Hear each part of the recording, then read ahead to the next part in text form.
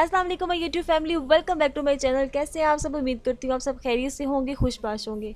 तो आज की वीडियो बहुत ही ज़बरदस्त है, लाजमी एंड तक देखिएगा। अपनी फीडबैक मेरे साथ शेयर कीजिएगा कि आपको ये रेमेडी कैसी लगी। आज की रेमेडी जो है वो है कि आप लोग घर पर ब्लीच किस तरह बना सकते हैं।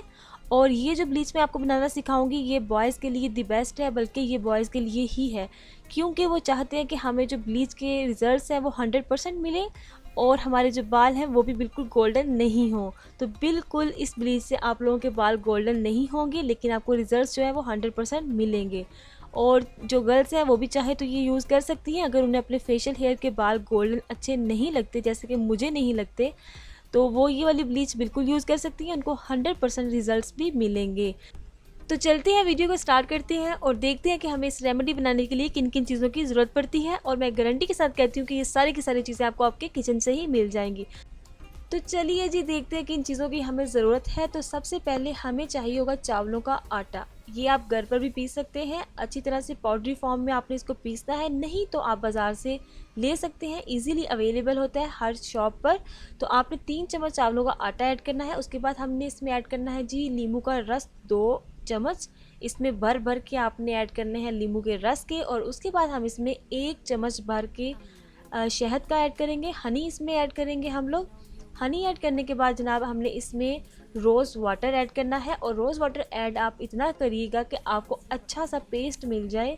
इतना रनी नहीं होना चाहिए, लेकिन अच्छा सा क्रीमी पेस्ट बन जाए। तो उसके बाद आपने इसमें ऐड करना है वैसलीन का 1 चम्मच, वो भी आपने इसमें ऐड करके अच्छी तरह से हमने इसको मिक्स कर लेना है। और फिर हमने इसमें जो है ऐड करना है 1/4 टेबल स्पून बेकिंग सोडा।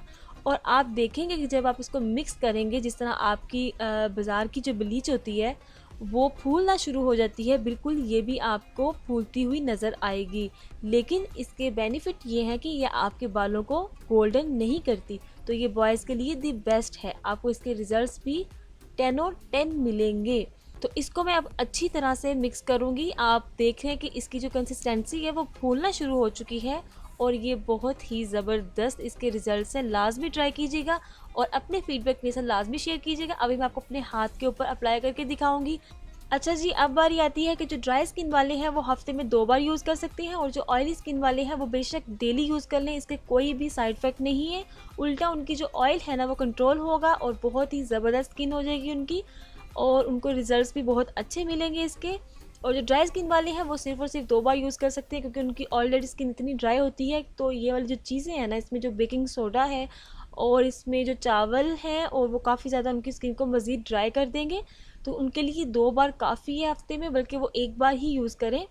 और मैं तो 1 बार ही यूज़ करती हूँ, लेकिन आप चाहें तो 2 बार कर सकते हैं, लेकिन इससे ज़्यादा नहीं कर सकते। और जनाब इसके रिजल्ट्स जब आपको मिलेंगे तो मेरे साथ काइंडली शेयर लाजमी कीजिएगा, अपने फीडबैक लाजमी मेरे साथ शेयर कीजिएगा। तो मिलती है जनाब नेक्स्ट वीडियो में, तब तक के लिए मुझे दें इजाज़त। अल्लाह हाफिज़, बाय।